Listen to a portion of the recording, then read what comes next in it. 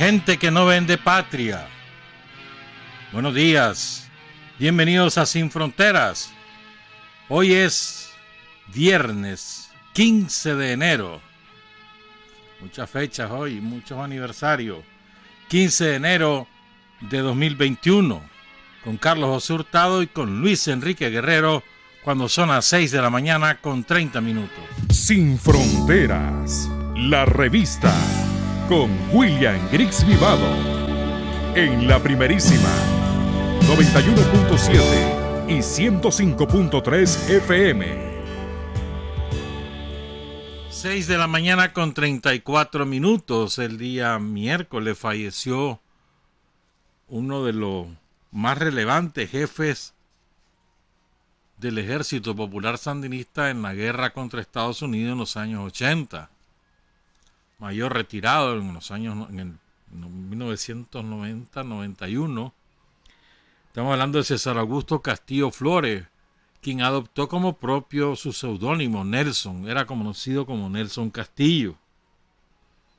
Su seudónimo cuando estuvo como combatiente del Frente Norte Carlos Fonseca. Peleó en Matagalpa, peleó en Jinotega. Fue fundador del primer batallón permanente de la Sexta Región Militar, el 6009. El jefe de ese batallón era Daniel Teller y estaban también William Pascasio. Saludos a William, que está allá en El Salvador, él es de origen salvadoreño. César Augusto era Nelson, pues era el jefe de operaciones de ese batallón. Estaba Julio Casco en inteligencia. Y después esto derivó en el segundo BLI del ejército, el Germán Pomares Ordóñez. También fue jefe interino del BLI Ramón Raudale a finales del 85. Era un trío de jefes de BLI. Los tres fallecieron. Y el año pasado murió uno de ellos.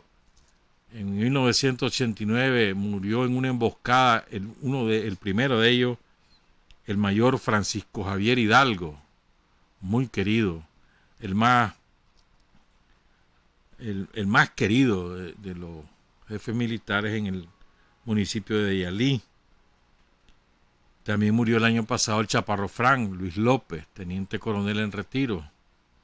Y ahora murió Nelson. Eran muy conocidas cuando lograban salir de descanso, a los 3-4 meses se juntaban los tres en algún lugar a tomarse un par de cervezas y eran muy conocidas esas tertulias.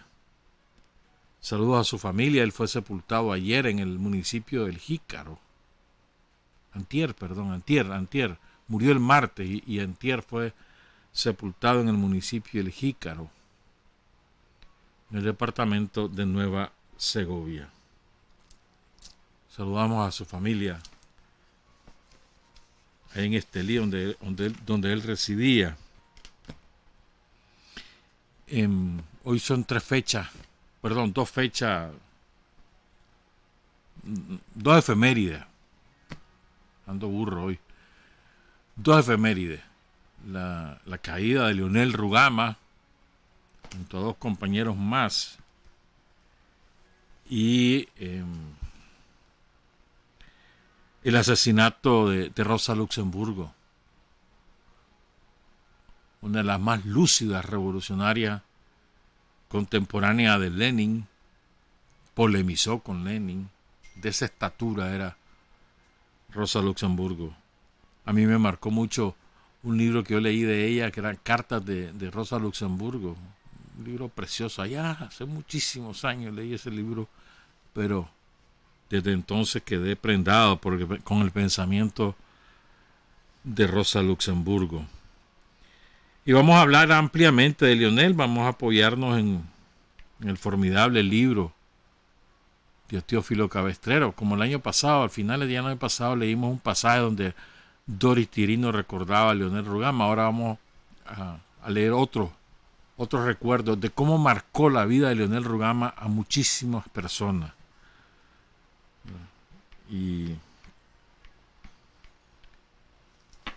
Y francamente que es difícil, ¿no?, encontrar a alguien que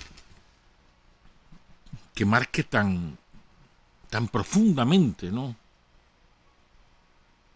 la vida, la actuación de los seres humanos con los cuales convive o conoce. Y vamos a hablar ampliamente de esto, pero antes ocupémonos de otras cosas, ¿verdad? Bueno, ese pleito en Estados Unidos ha amainado, pero está militarizada Washington a la espera de la toma de posesión, que es el próximo miércoles 20 de enero, pero está militarizado. Hay 10.000 guardias nacionales metidos ahí, ese es el ejército de los estados, los servicios de seguridad desplegados. Había un plan, había dicho el FBI que había un plan para realizar acciones armadas en los 50 estados. Y había intenciones de tomar los capitolios locales de cada estado, pues, o sea, las sedes de los parlamentos estatales. Creo que ya fue descabezado finalmente, pues. Y sin embargo, los demócratas han avanzado en el impeachment, es decir, en el juicio político a Trump, aunque no va a tener ningún efecto en el sentido, ya no lo van a destituir porque ya no va a ser el presidente. Lo que quieren es inhabilitarlo políticamente. Y eso va a ser una pelea importante, pues, porque no es que Trump se va a quedar con los brazos cruzados. El otro día leí que un banco alemán le perdonó una deuda a Trump de $300 millones. Ese hombre está muy endeudado. Habrá que ver cómo sale de esa. O sea, el futuro de Trump es muy nebuloso, para ponerlo de una manera elegante. Futuro político y futuro personal. Cuidado y vemos caer sus huesos en la cárcel. Yo le decía a Tirso un día de esto que probablemente Trump va a salir exiliado y ahí va a buscar un lugar donde meterse. Quizás México, ¿no? Que hizo buenas migas con López Obrador. Bueno, fíjate que, claro, hay una expectativa a ver cuál es la agenda de la política exterior que va a marcar Biden. Eso todavía es un misterio, pues. O sea, he dado algunas señales, pero todavía no está claro.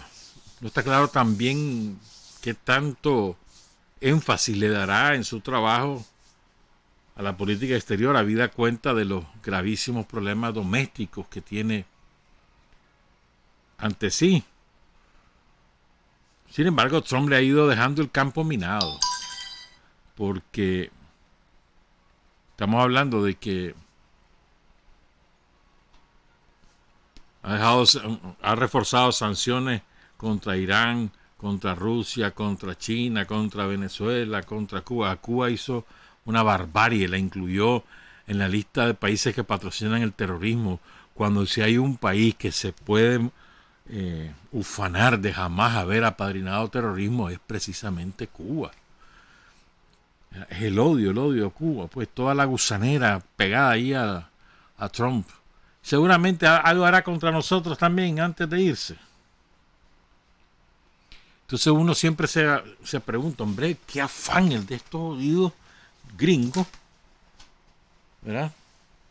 De estar en contra de todo gobierno que levanta la cabeza y tiene un proyecto de desarrollo nacional.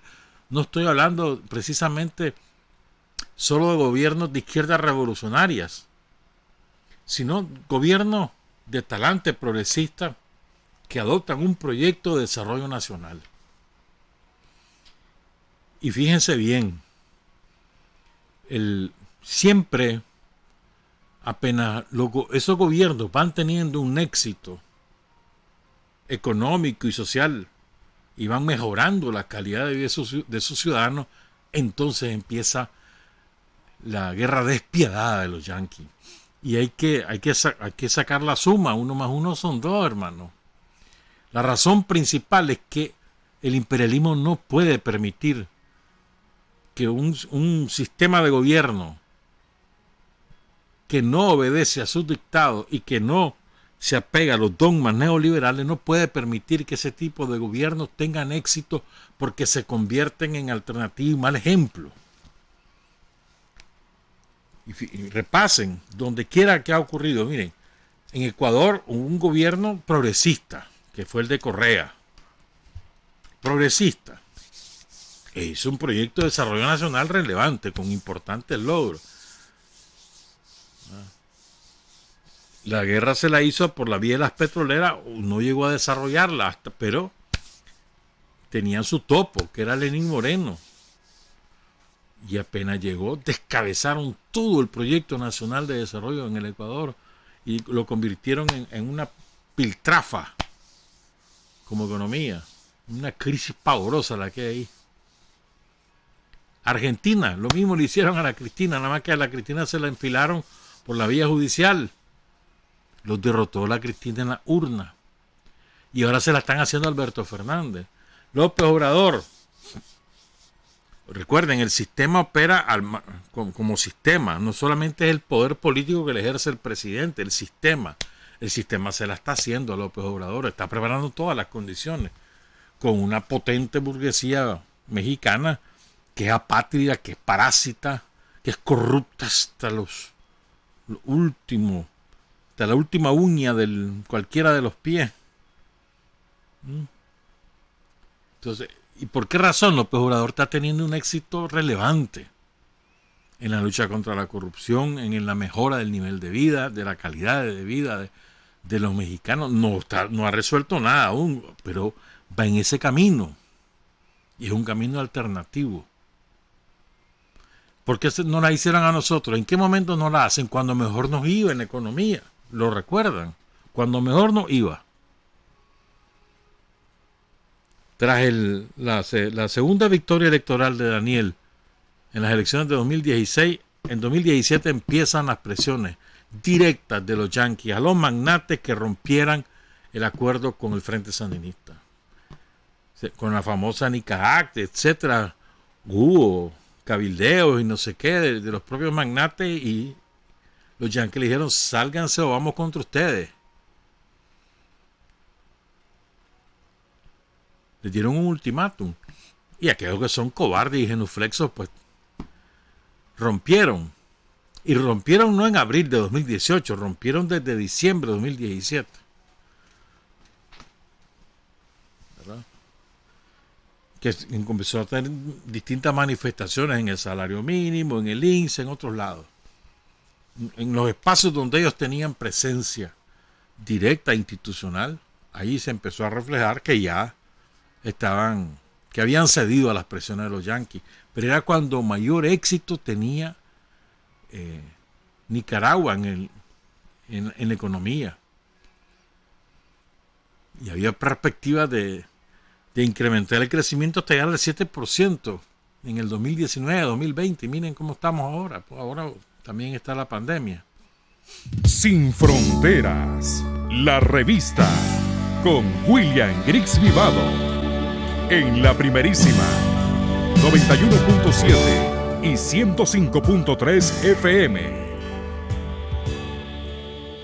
Bueno, ya empezamos con los bajones de energía, ¿verdad?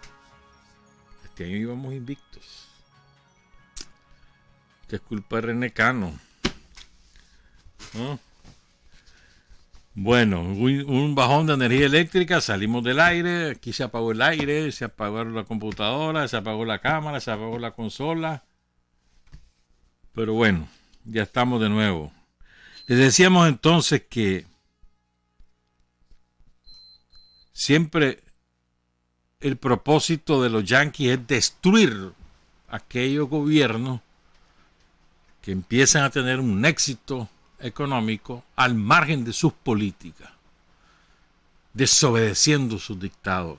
Quiero además recurrir a dos ejemplos históricos, uno muy cercano y otro más lejano. Fíjese,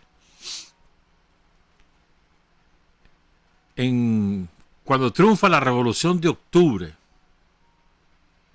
en 1917, en la Rusia zarista, el país más atrasado de Europa en aquel momento, feudal, con un analfabetismo superior al 70%, con un atraso enorme en la agricultura, con una pobreza, con hambre, una pobreza extrema en toda la Rusia zarista. Cuando ocurre eso, y Lenin empieza a elaborar los planes estratégicos de desarrollo, la alfabetización, la salud, la electrificación, y Rusia empieza, bueno, y además le hacen la guerra civil, era los famosos guardias blancos, la contrarrevolución, pues, de los zaristas unidos a los terratenientes y demás, la derrota. Empieza entonces el desarrollo de Rusia, atentan contra Lenin, lo dejan herido, y que finalmente eso le causa la muerte. Pero Lenin deja los planes de desarrollo de la Unión Soviética, incluyendo la Constitución, pero además plan de desarrollo en todas las esferas de la vida económica y social de la Unión Soviética. Asume el poder Stalin y Stalin empieza a ejecutar ese plan. Una de las famosas cosas que le achacaban como locura a Lenin, la burguesía alemana principalmente, la británica, la francesa. Los yanquis eran poca cosa en esa época. Los alemanes, los ingleses y los franceses. Una de las cosas que más le volaban riata a Lenin era que eso era una locura, su plan de electrificación. En aquel momento, imagínense ustedes, la electrificación en la Unión Soviética no llegaba al 10%. Para 1930-31, la electrificación en la Unión Soviética superaba el 90%, casi el 100%.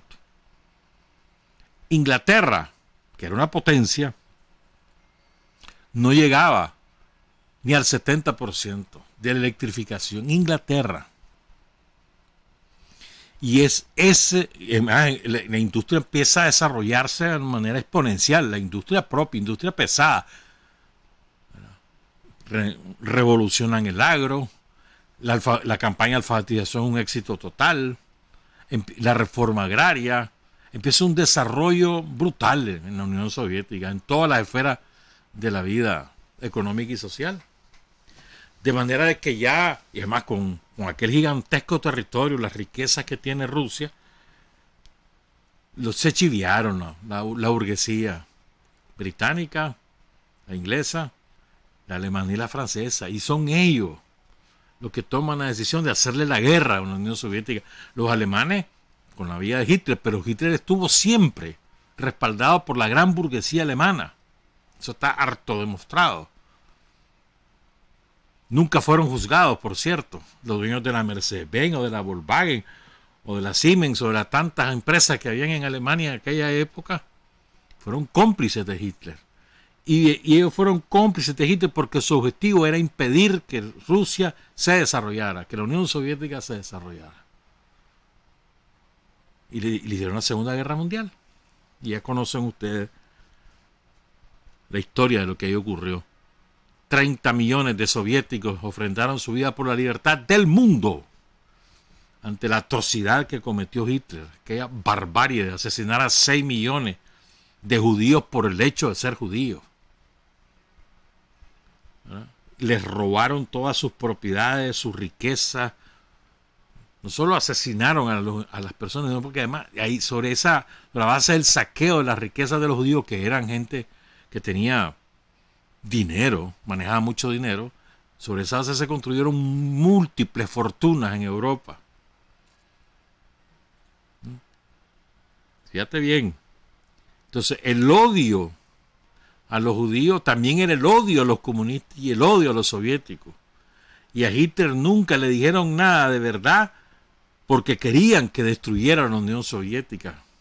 Es hasta que los soviéticos empiezan a empujar y a empezar a ganar la guerra, los vencen en Moscú, los vencen en Leningrado y demás, hasta entonces que los británicos, Churchill y demás, empiezan a ponerle mente y los gringos se meten, porque ven que no pudieron.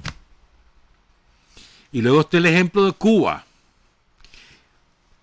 ¿Qué clase de potencia mundial sería Cuba hoy sin la guerra que le ha entablado Estados Unidos? ¿Te imaginas?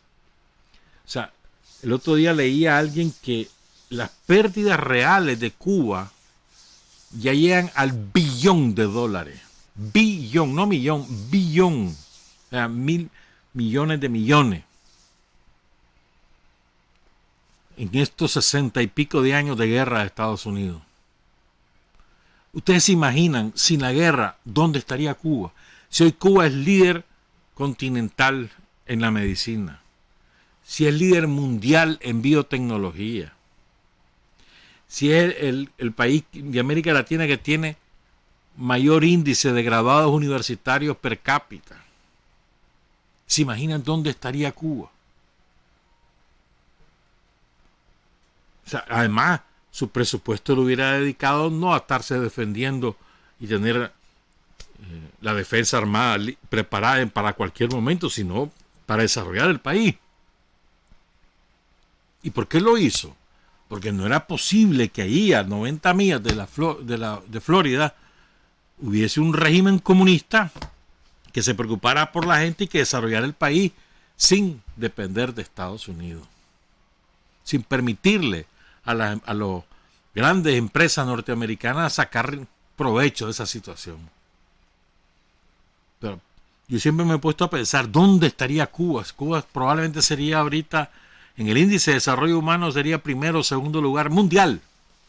Mundial. Bueno, con la revolución cubana. Pero la guerra que le han hecho no tiene nombre. ¿Cuántas vidas ha costado? Porque ustedes saben que ha llegado al extremo el bloqueo yanqui, que les impiden importar medicamentos especializados para determinadas enfermedades. 40.000 niños creo que son, o 40.000 personas las que han fallecido producto del bloqueo que afecta a medicamentos y equipos especializados, que es lo que le están haciendo a los venezolanos. ¿Ustedes se imaginan cómo estaría Venezuela ahorita sin la guerra que Estados Unidos les ha desatado? Todo lo que le han robado a Venezuela en los últimos 4 años, eso no tiene nombre. Robados, literalmente robados. No solamente la Citgo, es decir, la empresa esta de estaciones y de distribución de combustible y refinería que tenía en Estados Unidos, que se la robó Guaidó, sino también, por ejemplo, ahorita se ufanaba Pompeo, ese es un criminal de guerra, es Pompeo, se ufanaba de haber robado los reales que le pagaron a unas empresas de transporte marítimo de buques tanques petroleros que los había contratado el gobierno de Venezuela para llevar combustible, pues se los robaron. Se ufanado, 40 millones de dólares creo que fue la cifra que dio. O sea, ¿ustedes se imaginan dónde estaría Venezuela sin esa guerra? Sería una potencia continental con el petróleo, potencia. Si le han saboteado la red de energía eléctrica, la refinería, las inversiones en los campos petroleros, ha sido salvaje lo que les han hecho. Es decir, estamos hablando de que los gringos impiden el desarrollo económico y social de cualquier país que esté gobernado por fuerzas revolucionarias o progresistas.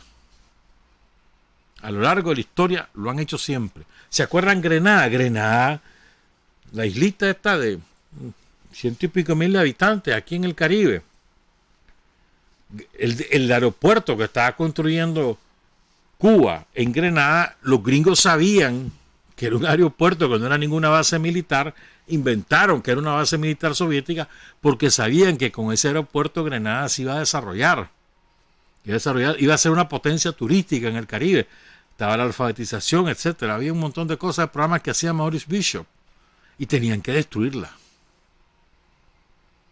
Siempre ven éxito, destruyen. China. Vean lo que le están haciendo a China. Y China tiene capacidad para resistir. O Rusia. Tienen capacidad, mucha mayor capacidad que estos países que somos nosotros mínimo. Semejantes monstruos. Y es lo mismo, están tratando de frenar a China, porque al ritmo que va, en 2028 China es la primera economía mundial. Es decir, el imperialismo norteamericano no, en su filosofía es inaceptable que exista un sistema alternativo que resuelve los problemas de la gente. Es inaceptable eso. Por eso hacen la guerra. Más allá de quererse, de la avaricia, de quererse apoderar de la riqueza y de los bienes de estos países, es que no pueden permitir el éxito de nada, de ningún sistema alternativo al capitalismo. No lo pueden permitir, porque eso implica en el corto plazo su liquidación como sistema. Ellos lo saben. ¿Sí me entienden, verdad? Es decir, la lógica es una lógica económica, más allá de una lógica política, una lógica que termina siendo una lógica política, obviamente, pues. Pero no es que por razones que se me desobedeció o que yo quiero imponerme porque lo quiero anexar. Sí, pero ¿por qué? Y en el caso de nosotros, ¿cuál es nuestra gran riqueza? El agua, hermano. Le tienen hambre al agua. Y más ellos no podían permitir que nosotros continuáramos siendo exitosos con un modelo de convivencia armónica con los empresarios que se suponen eran nuestros enemigos. Y Daniel demostró que el Frente Sandinista no es enemigo de los empresarios, lo demostró en la práctica, en hechos, como lo sigue demostrando ahora. Que no tenemos como enemigos a los empresarios. Lo que queremos es que dejen de haber pobres. Esa es otra cosa. Entonces, los gringos ven ese modelo exitoso, chido, espérate, si ahí están los hondureños, ahí están, y ahí, no, hombre, se nos va a contaminar esto, no, paren. Ellos aguardaron los primeros años, conspiraron, empujaron, hicieron aquí, pero luego vieron que iban bien, esos sandinistas van bien, mirá, y se iban bien con los ricos, espérate. Por eso Daniel les dijo el lunes, ¿no? Bueno, vamos a las elecciones. Ya está, ahí están todas las condiciones. Vámonos a las elecciones, después hablamos. Y volvemos a restablecer, ¿verdad?, el pacto tripartito que está en la Constitución. Hasta eso le dio Daniel, hasta le reformó la Constitución para que se incorporara el modelo de diálogo y consenso. Eso les dijo Daniel. Después de las elecciones hablamos y hacemos un acuerdo nacional. A ver si agarran el guante. Pues. ¿Contra quién vamos a pelear? Contra todos ellos. ¿Qué perdemos nosotros? Si va uno, van dos, van tres, van cinco, ¿qué pierdo yo, mano? Lo que nos interesa es lo que nosotros vamos a hacer. Si van o no van, varios o no, eso es problema de ellos. Que se maten si quieren, que se maten, resuciten y se vuelvan a matar. Vale. Lo que nos importa a nosotros es lo que nosotros hacemos, de qué manera crecemos y de qué manera fortalecemos el vínculo con el pueblo. Somos sus instrumentos, recuerden. Vamos a hacer la pausa, pues cuando regresemos vamos a hablar de Leonel Rugama. Hay hombres que luchan un día y son buenos. Hay hombres que luchan un año y son mejores. Pero hay hombres que luchan toda la vida. Esos son los imprescindibles. 7 de la mañana con 7 minutos. La idea de la lectura que vamos a hacer es entender las razones por las cuales Leonel Rugama sigue vivo, tan vivo, más de 50 años después de su caída en combate. O sea, cómo impregnó la vida de tanta gente y motivó a tanta gente a asumir una conducta revolucionaria. Esa es la idea de lo que vamos a leer. Leonel Rugama nació en Matapalo el 21 de marzo de 1949. Matapalo no es el mismo Matapalo de Yalahuina, de La Rosquilla. ¿Nunca has ido a vos a Matapalo allá en Yalahuina? ¡Qué barbaridad! Ahí venden todo tipo de rosquillas y desayunos, ¿no? Tus frijoles en bala, con crema, tortilla, cuajada, café, fresco. Esa es la parada obligatoria. Todo el que viene de Somoto, viene de Ocotal o va, tenés que parar en Matapalo, hermano. Y traer tu rosquilla, ¿va? Bueno, no es el mismo Matapalo, sí. Hijo de un carpintero y de una maestra.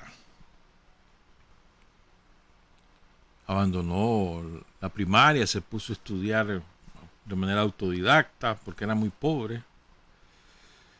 Y después se metió al seminario. Ahí estuvo 5 años. Y se puso a estudiar ciencias exactas. 20 años tenía Lionel cuando cae en combate. 20 años, hermano. Bueno, iba para los 21, los cumplí en marzo. Y dice Teófilo Cabestrero, su muerte heroica y conmovedora provocó que Rugama adquiriera la categoría de mito y mártir de la revolución, pues además cumplía con cierto ideal del artista revolucionario en aquel entonces. Más allá de la beatificación del Rugama guerrillero, que lo fue, estamos ante un poeta que en la breve obra que nos dejó no solo entrelazó la vanguardia política y la vanguardia poética, sino que conformó una obra experimental e incluyente. Rosario el año pasado decía algo, me estaba acordando ahora y entonces lo busqué en el archivo. Rosario el año pasado decía, Rosario Murillo, que conoció y a Lionel, recordaba lo siguiente, dice, ¿cómo no recordar, invocar a Lionel, los que tuvimos el privilegio de conocerlo, de verlo, viendo todo y viendo nada con sus grandes lentes? Cuando llegaba a buscar al poeta Pablo Antonio Cuadra, donde yo trabajaba ahí en la prensa, se sentaba muy callado, calladito, fumando, tomando mucho café y esperando con paciencia, y con esos ojos que también eran miopes, que también eran intensos, esos ojos que, repito, veían todo y no veían nada. Digo que no miraban nada de lo que estaba ahí porque estaban viendo todo y estábamos en un lugar reducido y él estaba viendo todo y viendo el deber de los nicaragüenses de luchar para vencer. Otro que lo conoció fue Emmet Lang, el coronel en retiro Emmet Lang Salmerón, presidente del Comité Olímpico y magistrado del Consejo Supremo Electoral. Emmet hizo por lo menos 2 operativos bancarios con Lionel Rugama. Por lo menos 2. Él lo cuenta en ese libro de Teófilo Cabestrero, que me lo regalaron los amigos de Huaco, Violeta, la doctora Violeta Díaz. Entonces, Emmet cuenta ahí en ese libro cómo fueron esos operativos y luego él dice su impresión de cómo era Lionel Rugama y les quiero leer solamente esa parte. Dice Emmet, Lionel era un hombre calmo y sereno, con mucho aplomo, pero con una determinación absoluta, lleno de fuerza y decisión, rápido, un hombre de armas tomar, ideal para las acciones como los asaltos, porque en un asalto hay 2 partes esenciales. Una, recoger a la gente, juntando a todo el mundo con decisión, pero con persuasión, para que nadie se asuste. Persuadir, hace falta serenidad, calma para persuadir. Para la segunda parte hay que ser decidido y rápido, para buscar y recuperar el dinero y marchar.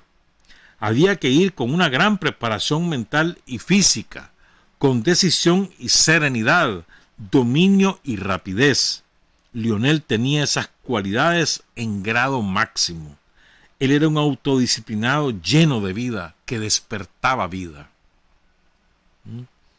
Decidido, rápido, mental y físicamente preparado, calmo, sereno, con mucho aplomo, determinación absoluta, lleno de fuerza y decisión.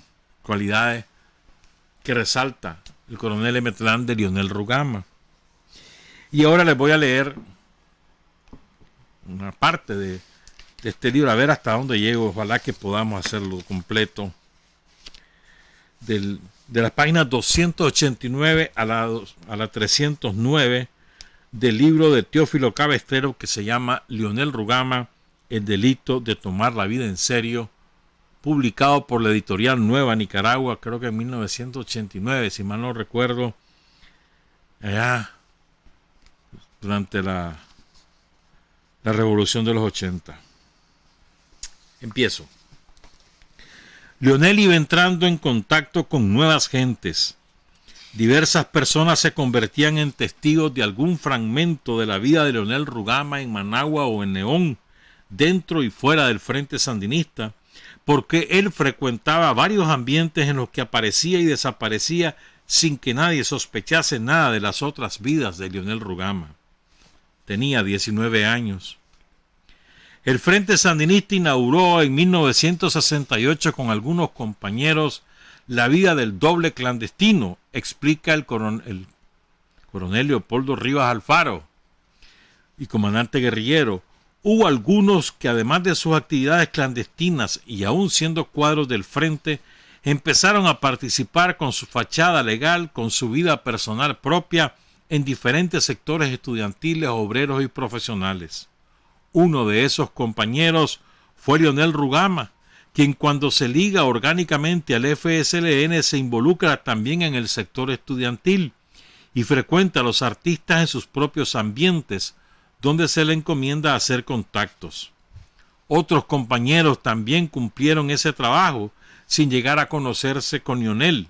Por ejemplo, Camilo Ortega, cuyos trabajos en ese ambiente cultural fructificaron después. Leonel Rugama visitaba los ambientes de los poetas, escritores y los artistas, donde él comenzaba a ser conocido como un joven poeta. Salían ya algunos poemas suyos en la prensa literaria y Leonel había ganado también el concurso de ensayo en la Universidad Católica. Rastrear las idas y venidas, dice el Teófilo, de Leonel Rugama en ese tiempo estaría imposible. Primero tuvo su base en Managua. Desde mayo de 1969 está en León y en noviembre de ese año regresa a Managua para integrarse en las catacumbas, pero en todo momento Leonel se moviliza entre Managua y León y se desplaza al campo alrededor de Matagalpa y de Estelí.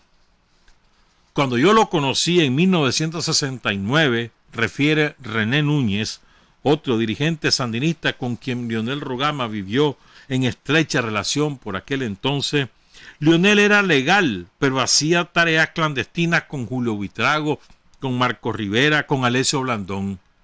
Aunque Leonel trabaja en ese momento en León como dirigente estudiantil, él está vinculado a la red clandestina del Frente Sandinista a nivel nacional, tanto en Estelí como en Managua. Por eso él también hace un trabajo frecuente con las redes del Frente Sandinista aquí en Managua y en Estelí, hasta que es llamado de la clandestinidad meses después de la muerte de Julio Buitrago. Y aún entonces se le encomiendan misiones al pie de la montaña entre Estelí y Matagalpa. René Núñez dará referencias precisas de algunos movimientos de Leonel que va y viene, aparece y desaparece en diversos ambientes. Dentro de esa militancia revolucionaria, Leonel escribe todos sus buenos poemas en poco más de un año. Los testigos habituales de su vida de entonces acumulan los recuerdos fundiendo tiempos y espacios, aunque algunos señalan ciertos movimientos de Rugama con fechas y lugares precisos. También hay conocidos y amigos de Leonel que se lo tropiezan en las calles en ciertos lugares de Managua y esos encuentros fugaces son muy reveladores. Varias veces nos encontramos en Managua, Leonel y yo, con todo Donaldo Altamirano, que falleció, en el año 2018 creo que falleció Donaldo Altamirano, un destacadísimo intelectual esteliano. Una vez, cuenta Donaldo, cuando él había ganado el primer premio del concurso del estudiante y la revolución, del que él ya me había conversado en Estelí.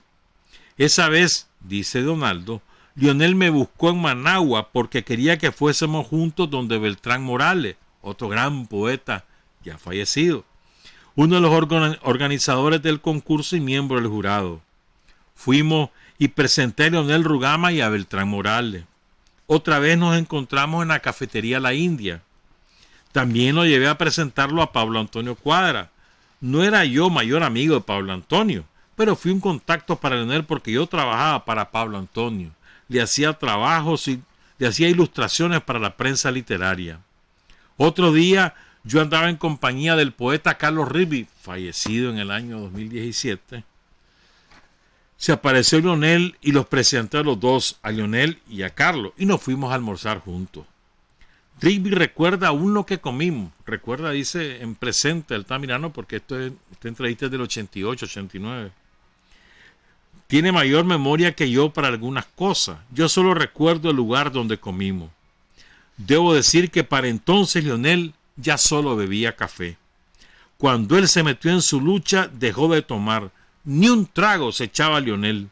No bebió ya ni una cerveza, nada. Y mucho menos aparecer por la Tortuga Morada, que era una discoteca de la época, de farándula. Nada ya Lionel.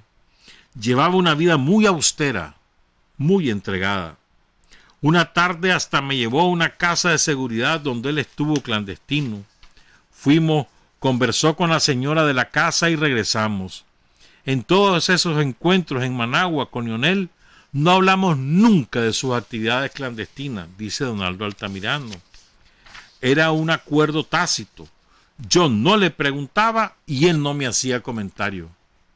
Paréntesis, este es algo que deberíamos recuperar. No andar preguntando ni andar comentando. Lo que cada quien hace, ya muere. No, pues somos cuecheros todos. Pero bueno, yo prefería, dice Donaldo, no saber mucho. Tenía miedo de saber cosas por temor a no ser capaz de callar si me capturaban. Conversábamos siempre sobre la literatura nicaragüense en un sentido crítico. Y las cosas más serias con Lionel siempre las conversábamos en un tono de juego, de broma, de sátira, nunca en tono solemne o de empaque. Eso siempre, también en esos encuentros últimos en Managua. Vamos con otro testimonio. No recuerdo, dice Julio Valles Castillo, Masaya, si en 1968 o en el 69 una vez vine yo a Managua a la editorial nicaragüense que estaba en la antigua calle del Triunfo con un amigo poeta, Mario Cajina Vega. Y en la editorial nicaragüense se apareció Michel Naglis, que se trataba de comadrito y compadrito con Cajina Vega. Y allá entró también un muchacho con facha deportiva, camiseta manga corta y blue jean, con unos libros y un envoltorio de periódicos. Silencioso, un muchacho muy severo. Michel habló con Cajina Vega, se invitaron al Gambrino, un salón cervecero famoso en la vía de Managua, y salimos caminando hacia la esquina de Bellas Artes. Casualmente salió también ese muchacho. Yo me volteé y le dije, yo te conozco a vos. Y él me dice, ¿de dónde? Agresivo. No sé, pero te he visto en alguna parte, le responde Julio Valle Castillo. Sin duda, él se me puso a la defensiva porque andaba en actividades clandestinas y pensó que yo lo descubriría.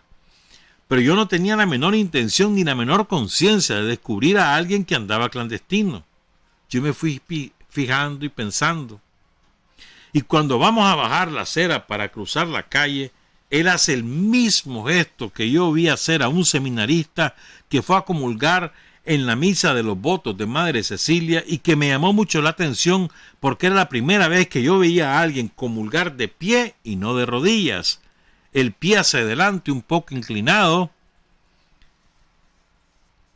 y la mano izquierda retraída hacia la pierna. Ahora el pantalón y entonces la sotana. Lo reconocí por ese gesto. Te vi en el seminario, le dije. Sí, yo andaba en esas cosas, dijo él sin darle importancia. No recuerdo cómo nos separamos, pero le volví a ver una vez más, que fue la última en la prensa literaria. La oficina de Pablo Antonio Cuadra era contigua a la del director del diario La Prensa, Pedro Joaquín Chamorro. La secretaria era una muchacha que se llamaba Miriam, muy querida de los poetas porque siempre los acogía muy bien. Yo llegué con unos poemas míos a entregarlos a Pablo Antonio, que no había llegado aún, porque no eran las 3 de la tarde. Me encontré allí con otros poetas amigos, con Julio Cabrales, que tenía entonces fama de genio, y con los hermanos Santos. Estábamos fuera, en la sala recepción, y llegó Álvaro Gutiérrez, también poeta, que usaba unos anteojos gruesos y tiene ojos claros. Llegó y se sentó. De pronto, Pedro Joaquín Chamorro abre la puerta y se queda viendo a ese hombre. Estamos hablando de Álvaro Gutiérrez. Y se pone pálido. Pero Joaquín llamó a su despacho a la secretaria y enseguida Miriam salió riéndose. Te confundieron. Cuídate, que si otros te confunden no quedas vivo. ¿Con quién me confundieron?, le dice Álvaro a la secretaria Miriam. Con Fonseca, con Carlos Fonseca. O sea, cuando Pedro Joaquín creyó que era Carlos Fonseca que estaba ahí, se puso pálido y chirizo. Pero bueno, sigo. Después salió riéndose el mismo Pedro Joaquín. Vos debías de quitarte esos anteojos, le dice, es peligroso. Y ahí llegó Leonel Rugama aquella tarde. Me saludó, seco, distante, señalando con 2 dedos mi camisa blanca y camisola. Era ropa fina, de la que hace mi madre. Yo andaba perfumado, pues pequeño burgués, clase media, manzana, provinciano, esa es la verdad. Y no tenía la menor inclinación ni claridad política. Eso también es verdad. Vos edés a tienda, me dijo Rugama. Leonel traía bajo el brazo su libro y sus periódicos. Vos edés a tienda. Bonita esa frase, ¿verdad? Para resaltar que te compras ropa nueva en tienda y no de alpaca, pues. María de los Ángeles Rugama nos cuenta el encuentro casual que tuvo con Leonel, una persona amiga de la familia en las calles de Managua. Era una señora muy amiga de nosotros, dice María Ángeles, que se hospedó aquí en la casa. Dice esa señora, oiga, esta anécdota es muy importante. Dice esa señora que cuando ella lo miró en Managua, Leonel estaba sentado en una acera. Leonel, le dice ella, mira que en la casa están desesperados por vos. Tienen tiempo de no saber nada de vos. Y nos dice la señora que Leonel le contestó. Escuchen esta respuesta. Oigan lo que responde Leonel. Le responde a una amiga de su familia. Y la amiga le está reclamando que su familia están desesperados porque no saben nada de él desde que se fue clandestino. Y esta es la respuesta de Leonel. Y antes, cuando no había nacido, que no me conocían, si antes que yo naciera no les pude hacer falta, ¿por qué me buscan ahora que yo desaparecí? Salvaje, man. Vamos con otros 2 testimonios. El poeta Octavio Robleto y el pintor Roger Pérez de la Rocha describen la presencia de Leonel Rugama en el ambiente de los escritores, poetas y artistas de aquella Managua anterior al terremoto de 1972. Yo estudiaba Derecho en León, cuenta Octavio Robleto, donde acababa de salir la revista Ventana. Y al venir a Managua nos reuníamos en la cafetería La India, que era el punto de referencia de toda la juventud inquieta que buscaba algo en ese tiempo en las letras. Existían las páginas literarias del diario La Prensa, que nos unían porque ahí se publicaban los trabajos de los poetas, de los cuales yo era uno de los de mayor edad. Yo dirigía cuadernos universitarios en León y en el mismo tiempo existía Ventana, dirigida por Sergio Ramírez y Fernando Gordillo.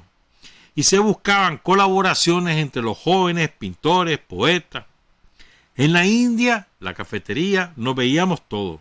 Era una bohemia bastante sana, a pesar de que nos dedicábamos a veces a tomar trago. De las 10 de la mañana en adelante, llegábamos, nos sentábamos en una mesa central y hacia las 12 se formaban diferentes grupos según afinidades y asuntos. Ahí conocí yo a Leonel Rugama, en la India. Llegar a la India significaba empezar a ser amigos, sin necesidad de especiales presentaciones y sin indagar antecedentes ni consecuentes, sin ningún convencionalismo. La cafetería La India estaba en la antesala de un hotelito, el Santa Cruz. Leonel llegaba y a veces se sentaba a nuestra mesa para saludar y cambiar unas palabras, pero a las 15 o 20 minutos se levantaba y pasaba al comedor del Hotel Santa Cruz, que era el sitio preferido de él. Si uno quería hablar con Leonel, pues pasaba ahí y lo llamaba. Ahí tenía el grupo de amigos de su afinidad. Muchos sabíamos del frente, pero no se movía ahí esa cuestión, había mucha discreción, no nos interesaba que se supiera que pertenecíamos al frente. Aparentemente ahí se llegaba a hablar únicamente de literatura, de libros, de pintura o sencillamente a charlar con los amigos. Nunca se trataban las cuestiones políticas en ese ambiente. Lionel era un tipo que no se daba a todo el mundo. Sabía él ir con sus amigos. Posiblemente de nosotros les atraía el hecho de que ya figurábamos y publicábamos poesías, teníamos cierto cartel literario. Seguramente por eso se acercó a nosotros, cuando él comenzaba a escribir sus poemas, de los cuales, por cierto, él nunca nos habló. O sea, cero vanidad. Lionel venía siempre chileando. Hacía juegos de palabras, bromas, chistes del momento, pullas. Ese era su estilo en el breve rato que estaba con nosotros. Bromas, ironías y risa. Jamás habló con nosotros de cuestiones serias. Y como Lionel no tomaba tragos ni bebía cerveza, por eso tampoco permanecía mucho tiempo con nosotros, que andábamos bebiendo. Entonces ya vivía Octavio Robleto en su casa de Bello Horizonte, donde nosotros, esto lo está diciendo Roger Pérez de la Rocha, esto lo dice ya Roger Pérez de la Rocha. Entonces ya vivía Octavio Robleto en su casa de Bello Horizonte, donde nosotros conversábamos. Ahí se enteró una mala mañana de que habían matado a Lionel. Se extendió hablando de esa muerte y antes de despedirnos me mostró su biblioteca personal especializada en literatura nicaragüense. Perdón, este es un párrafo escrito por Teófilo, no es de Roger. Vamos ahora con Roger Pérez de la Rocha. En la casa del pintor Roger Pérez de la Rocha no fue preciso que él me mostrara su estudio. Lo atravesé y recorrí su galería 2 veces, porque los cuadros están por todas partes, por todas las paredes. En el centro de la sala, Roger Pérez de la Rocha tenía el caballete con una inmensa tela medio hacer. Oír hablar de Lionel a Pérez de la Rocha fue como verlo pintar. Sugería la escena, ponía imágenes y dibujaba y daba colores con pinceladas impresionistas. Y cuenta Roger Pérez de la Rocha.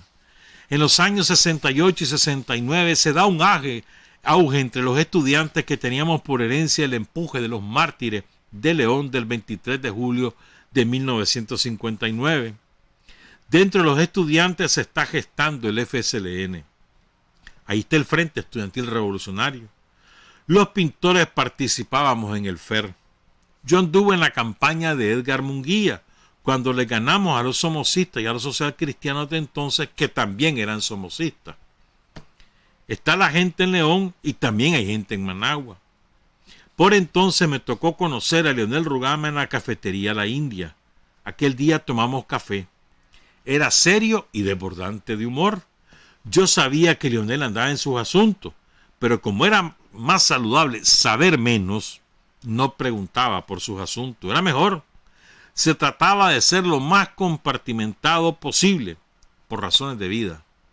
En ese tiempo y en esas circunstancias, conozco a Lionel en la cafetería La India. Esa India es famosa, hay que rescatarla. Mesas de tabla, el café, la cerveza. El ambiente de la India realmente lo hacíamos nosotros. Todo ese cardumen de jóvenes desamparados que éramos nosotros. Paréntesis, de verdad que debería haber, ahí está una idea para un negocio, para los emprendedores, una cafetería cultural, donde también se vendan cervezas, pues, bocadillos, algunas cosas, y que estén libros a disposición de los que lleguen a la venta o para leer ahí. Esa es una idea, ¿eh? Un cafetín, existió el cafetín Amatl, me acuerdo que así era aquí, por el Hospital Militar, y después estuvo la Malanota era que se llamaba, ¿verdad? Allá, aquí por la presidencia. Resucitaron una cosa así, sería bonito. Bueno, sigo pues. Poetas, abogados, escritores, pintores, picapiedras incipientes, profesores de la Escuela de Bellas Artes y algunos funcionarios inteligentes de Somoza, nos dábamos cita para poder hablar lo que teníamos que hablar. Yo creo que esos funcionarios de Somoza llegaban para vernos a nosotros como el gran zoológico. Bueno, y lo que nosotros hacíamos era volarle verga a Somoza. Y llegaban las muchachas, llegaban las modelos de Bellas Artes, que después de posar desnudas las invitábamos a tomar ahí un refresco, un café, una cerveza. Llegaban las novias, llegaban las amantes. Toda la inteligencia en el área de la cultura se daba cita en la cafetería La India. A veces el dueño se ponía bravísimo con nosotros y nos corría porque éramos pobres, pero a fin de cuentas el viejo nos quería. Era un señor de Matagalpa, un viejo muy digno. Sabía que éramos poetas, sabía que éramos pintores y que éramos locos. Si es que nosotros nos subíamos a la mesa y rompíamos los platos, con aplausos por supuesto. No quería que recitáramos poemas porque era una cafetería seria, decía él. Había un policía famoso, un policía de tránsito que se llamaba Luna, y llegaba a la cafetería La India con una gran sonrisa, saludando a todos los poetas y a todos los pintores subversivos. Pero llegaba comedido.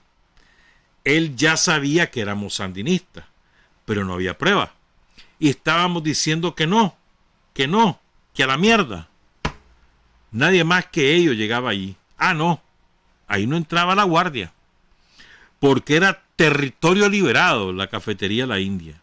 Si detectábamos un oreja, lo matábamos. Ellos no llegaban. Se quedaban afuera en la acera, donde era ya territorio liberado. Ya para entonces los pintores teníamos una actitud beligerante. Hacíamos una pintura difícil. Pintábamos el hambre, la miseria, perros muertos. Eso exponíamos para los burgueses. Y por supuesto que éramos pobres. No podíamos esperar que nos compraran cuadros cuando ellos estaban esperando el florero para sus salas. Fueron unos días esos tremendos. Tengo marcas todavía porque huyendo de la guardia me corté los pulsos para que no me agarraran vivo. Roger Pérez de la Rocha, el que hizo ese fabuloso, ¿cómo diríamos? Mural de piedra ahí en la Plaza de la Revolución, en el Mausoleo de Carlos. Este es Roger Pérez de la Rocha. El mejor retrato de Darío lo hizo Roger de Sandino. Uno de los mejores de Sandino lo ha hecho Roger. Bueno, sigo. Por esos días, el hoy subcomandante Germán Gaitán, fallecido ya hace muchos años, uno de los fundadores del Frente Sandinista, Germán Gaitán, por orientaciones de Carlos Fonseca, había decidido formar una célula de artistas. Esa célula se llamó Vladimiro Mayakovsky, y esa primera célula de artistas estuvo integrada por Leonel Banega, ya fallecido, pintor a la cabeza, Beltrán Morales, ya fallecido, escritor, Héctor Marín, pintor, uno que se nos fue, que no lo menciono porque no merece ser mencionado, y Roger Pérez de la Rocha, junto con Germán Gaitán. Tres pintores, un poeta, y Germán Gaitán. Ya teníamos un pintor preso, que era Santos Medina, hijo de doña Esperanza Rodríguez. A casa de doña Esperanza, la mamá del pintor, iría a morir, Lionel Rugama. Ella tenía a su hijo preso y torturado. Los pintores siempre dábamos un poco de plata para llevarle algo a la cárcel a Santos, el pintor, y a los demás compañeros presos. Como también procurábamos hacerle llegar a doña Esperanza, yo en lo personal cuando podía, arroz o aceite. La señora padecía del corazón y ya murió. Los pintores colaborábamos de diferentes maneras, yendo a pedir medicinas para mandarlas a la montaña, dinero o austeramente, uno mismo asegurar un tanto por ciento de nuestras ventas para los presos.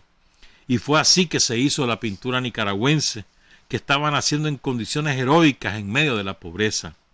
Creo que la pobreza fue nuestra mejor aliada. A fin de cuentas, la dictadura de Somoza con tanta tiniebla nos hizo buscar la luz de forma apresurada. Digamos que la universidad enseñaba mierda y la escuela de bellas artes le enseñaba a uno a pintar bodegones. Nos preparaban para ser complacientes. Lionel Rugama nos daba un ejemplo. Con su contundencia nos marcaba el camino para hacer del arte un arma, para generar ideas concretas mediante el arte. Yo sé que él es del frente, era reservado. Me imagino que llegaba a la India porque ahí estaban los poetas, estaban los pintores y tenía que respirar. Y saber quién era Banega, y saber quién era Carlos Alemán, saber quién era Pérez de la Rocha, tenía que salir de las catacumbas. Varias veces estuve con Lionel sin profundizar en el negocio. Lo que ahí hablábamos fundamentalmente era que había que volarle verga a Somoza. Hablábamos cómo era que había que despintar, hablábamos de la cultura y el arte, conseguíamos libros, nos prestábamos libros, éramos una generación inquieta y eran los días del Che Guevara, estaba Camilo Torres también, vivíamos ávidos de saber, de aprender, en medio de una dictadura de la gran puta. Los poemas y las pinturas eran subversivos. El Frente Sandinista estaba creciendo, fortaleciéndose. En esos días también conocí a Ernesto Cardenal y conviví con él en Solentiname casi 2 años, iniciando la escuela de pintura primitivista. Lionel venía con el libro El origen de la familia, la propiedad privada y el Estado de Federico Engels, o con el trabajo o el capital de Carlos Marx, subrayado. Me acuerdo de eso. Lionel no parecía lo que era. Tal vez la estancia en el seminario y de paso le hizo ser comedido o saber pasar inadvertido, casi inadvertido. Y él tenía que buscar cómo serlo. Él tenía que procurar a toda costa no ser Lionel Rugama. Que nadie se dé cuenta que usted es usted. Eso es la vida del clandestino. Lionel, ¿qué pasó? Algo estalló. Fue aquí abajo. Pausa, porque algo estalló por aquí y no sabemos qué es. Sigo pues. Lionel era hermético. El asunto era que todos procurábamos saber menos porque lo jodido era saber.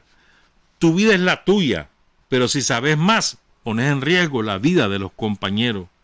Era de no saber direcciones, era de llamarte con otro nombre. Te presentabas como Paco y eras Roger. Saber menos era la orden. Lo que sí sabía yo de Lionel era que él estaba estudiando en el seminario para sacerdote. Lionel me lo contó a mí, me lo dijo con respeto y tenía cara de haber estado en el seminario. Para él el seminario fue el arranque de la búsqueda de Dios, la búsqueda de la justicia, la búsqueda de la verdad. Ahí es donde él busca el rumbo y trascendió la luna. Se encachimbó de que los gringos mancillaran la luna y él con su poema devolvió la luna a los pobres. Lionel a mí me abrió el cerebro. Roger Pérez de la Rocha, precioso testimonio. Dice Cabestrero, oyendo esos relatos de labios de quienes recibieron en la muerte de Lionel todo el impacto de su vida, es fácil imaginar que las apariciones de Rugama en la cafetería La India acumulaban su presencia en ese territorio liberado para el estallido de su muerte. Ahora vamos con otro. Se reventó la fuente de la computadora donde grabamos el video. Así que cuidado y no hay video más tarde. Lo siento mucho. Pero qué raro, ¿verdad? Y estallar. Jamás en mi vida yo. Y a ver si tiene garantía todavía. Ya no. Ni modo, hermano. Sigo pues.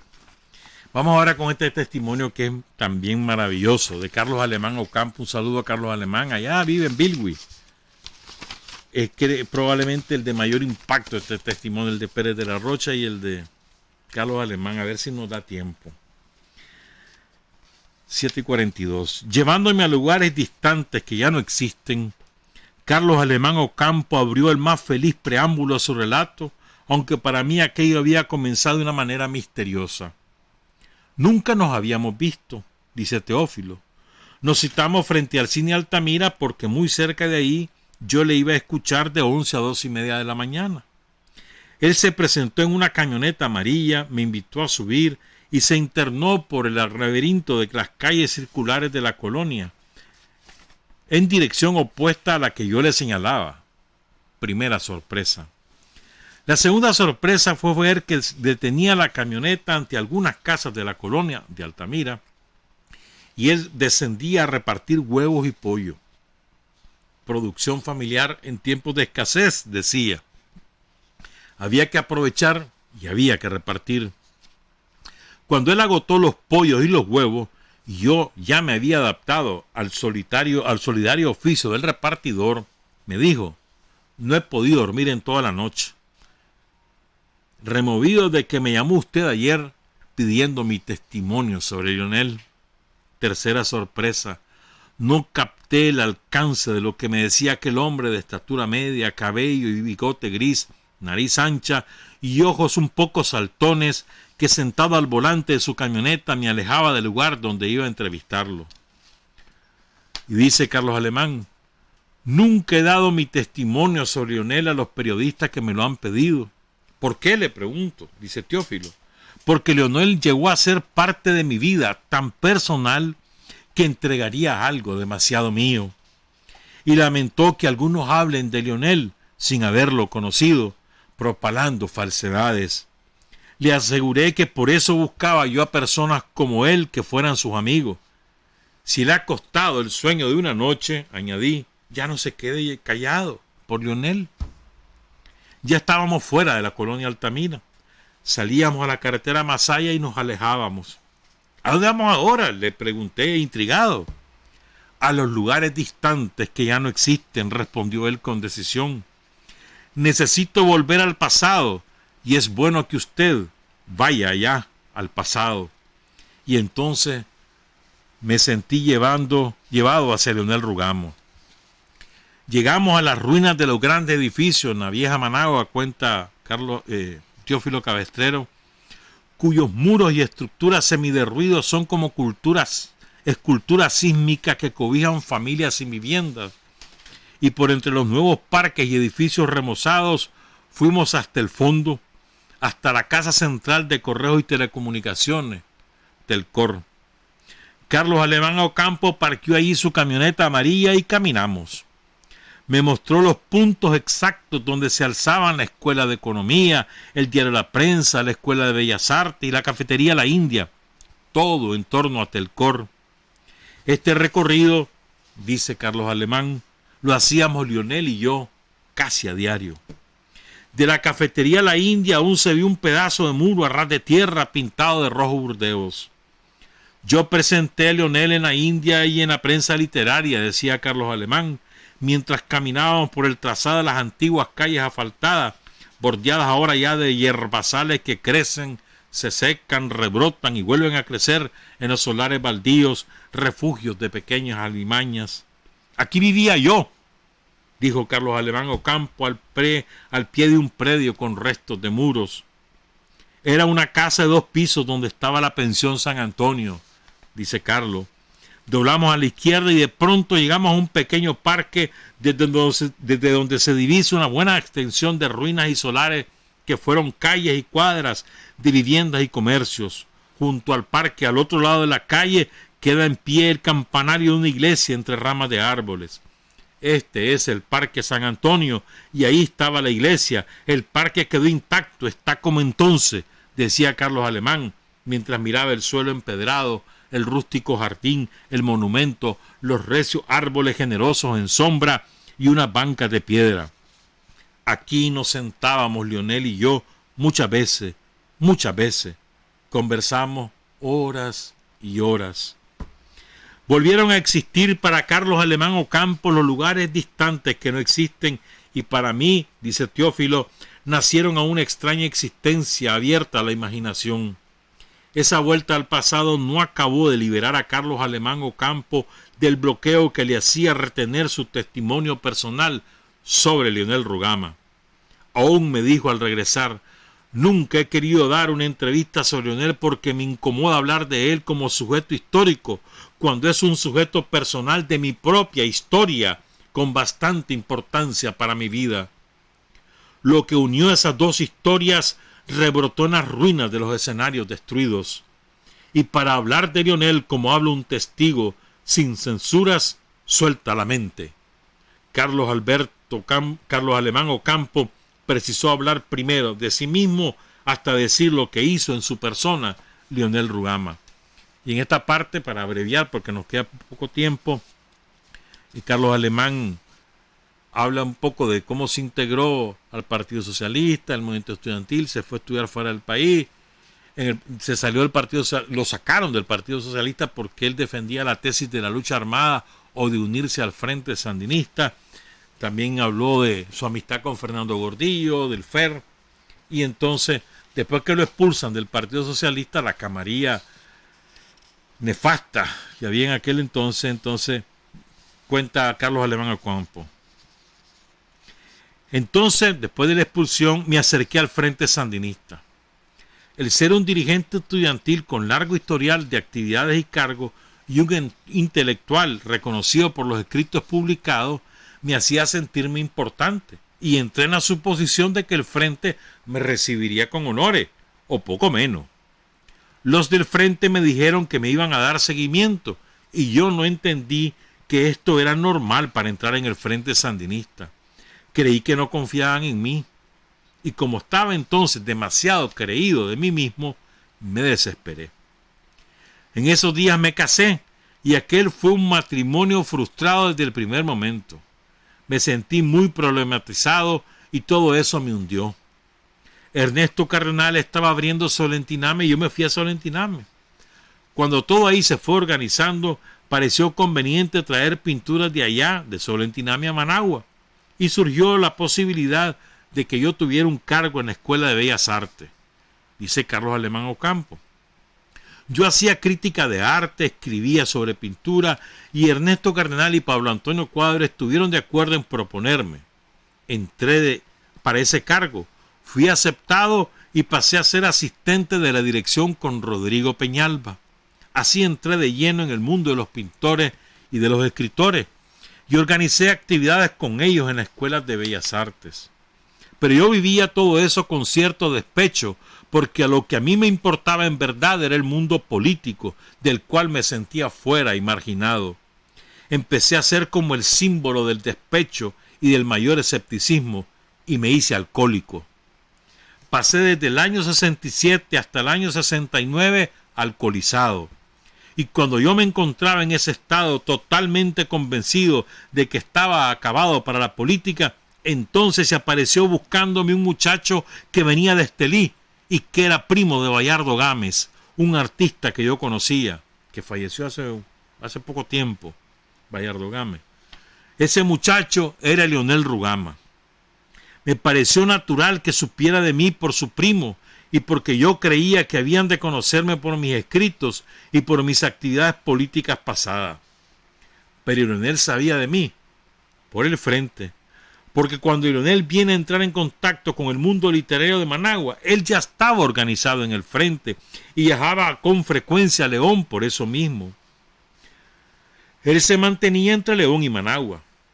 Y llegó un momento de que en Managua, Leonel se quedaba con frecuencia en mi casa, en la casa en que yo vivía, frente al City Club, a 2 cuadras de la iglesia San Antonio, donde tanto conversamos.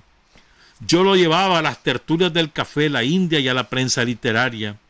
A Leonel le interesaba participar en las tertulias literarias, aunque él no tomaba nunca alcohol y se excusaba hablando siempre de problemas estomacales. Tenía su excusa y él jamás probaba un trago, pero nunca contradecía el hecho de que yo tomara. A veces yo me quedaba en una tertulia y él se iba para la casa, o no sé si se iba para la casa o para dónde, porque él tenía la llave de la casa. Llegó a haber una relación entre nosotros.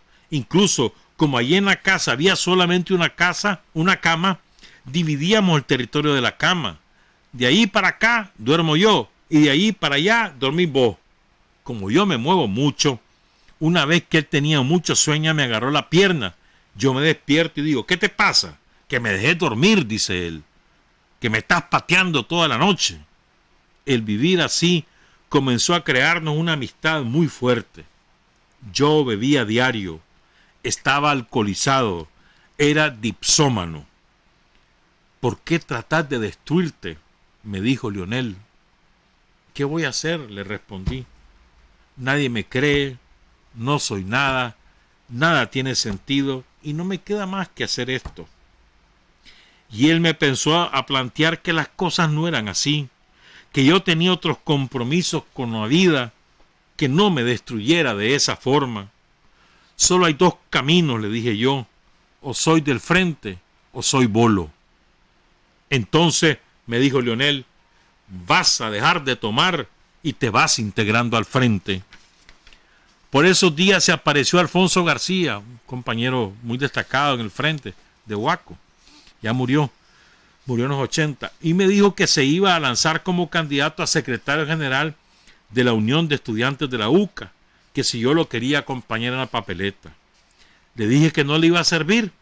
Y Alfonso me dijo que me ayudarían a dejar de beber. Hablé con Leonel y Leonel me reforzó. Me dijo que yo debía agarrarme los huevos, tener el suficiente valor y decidirme, que era una oportunidad y debía hacerlo. Le prometí entonces a Leonel que lo iba a hacer, pero seguí tomando. Y me acuerdo que una noche él se quedó en la casa. «¿No estás cumpliendo?», me dijo Leonel con su buen humor. Y una madrugada en que andaba medio borracho, corté el trago que me estaba tomando y decidí no tomar más. Se lo dije a Leonel. Y Leonel me dijo: «Pero no abandones a toda esa gente que son tus amigos. No te quedes solo». Desde entonces pasé muchos años sin tomar ya un solo trago. Leonel me había traído algunos mensajes de la Doris Tijerino. Y me dijo una vez que decía la Doris que ella me apreciaba mucho. Eso fue muy importante para mí. Yo le creía a Leonel, y si él me decía que la Doris creía en mí, dado que yo apreciaba y admiraba mucho a la Doris, sentí con eso el impacto quizás más importante en mi vida, el que me hizo decidirme. No está todo perdido, pensé. Si hay buena gente que cree en mí, yo puedo hacer algo. En todo ese periodo fue importantísima para mí la presencia de Leonel. Conversábamos mucho. Con Leonel yo vuelvo a entrar en el Frente Sandinista y me integro a la lucha armada, ya como un miembro más del Frente, sin las pretensiones de dirigencia que había tenido antes. El testimonio de Carlos Alemán Ocampo en el libro de Teófilo Cabestrero, Leonel Rugama, sobre Leonel Rugama. Quiero cerrar, ya nos vamos, con un par de poemas de Leonel, sus epitafios. Con mis dedos se llama este poema. Con mis dedos sucios de vida acaricio el montón de mis huesos, sorben la muerte arrastrando cruces. Vacío el oído, escucho el sonido de la tumba donde naceré. El sonido de la tumba donde naceré. Leonel Rugama gozó de la tierra prometida en el mes más crudo de la siembra, sin más alternativa que la lucha, muy cerca de la muerte, pero no del final. Esto es un poema que le dedicó a Julio Buitrago. Este poema se llama Que la muerte. Olfateo un color de muerte. Todas mis células están en agonía. De mi boca precipitan helados gemidos que golpean el piso y se deshacen con la temperatura ambiente. Los gemidos deshechos forman un charco y la gente lo barre y lo bota en la basura. Entre tanto, con esfuerzo sobrehumano logro dar débiles pasos y situarme frente a mí. Soy un único testigo. He comprendido que la muerte no es menos que la vida. Aquí yacen los restos mortales del que en vida buscó sin alivio una a una tu cara en todos los buses urbanos.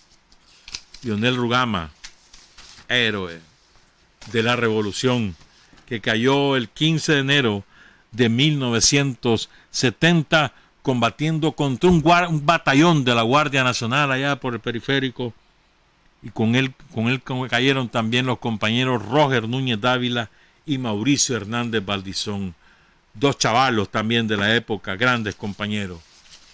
Trabajar, avanzar, combatir, vencer, patria y libertad. Revolución es sentido del momento histórico, es cambiar todo lo que debe ser cambiado, es igualdad y libertad plenas, es ser tratado y tratar a los demás como seres humanos, es emanciparnos por nosotros mismos y con nuestros propios esfuerzos, es desafiar poderosas fuerzas dominantes dentro y fuera del ámbito social y nacional. es defender valores en los que se cree al precio de cualquier sacrificio. Es modestia, desinterés, altruismo, solidaridad y heroísmo. Es no mentir jamás ni violar principios éticos. Es convicción profunda de que no existe fuerza en el mundo capaz de aplastar la fuerza de la verdad y las ideas. Revolución es unidad, es independencia, es luchar por nuestro sueño de justicia para Cuba y para el mundo, que es la base de nuestro patriotismo, nuestro socialismo y nuestro internacionalismo.